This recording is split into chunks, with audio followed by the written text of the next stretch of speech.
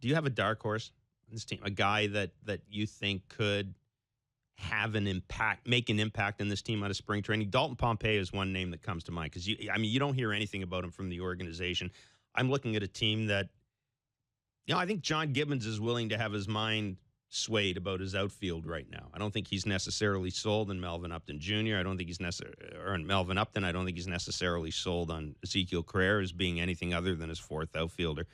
I think John Gibbons, and I'll tell you right now, he does not know who his leadoff guy is. He's got no clue who his leadoff guy is right now. Obviously that depends on Devin Travis's health. But I think Dalton Pompey, if he has a big spring, it's right there for him right now. It really is. I think it would have to be, because you think about the idea of Ezekiel Carrera potentially facing off against most or all right-handed pitching. Mm-hmm.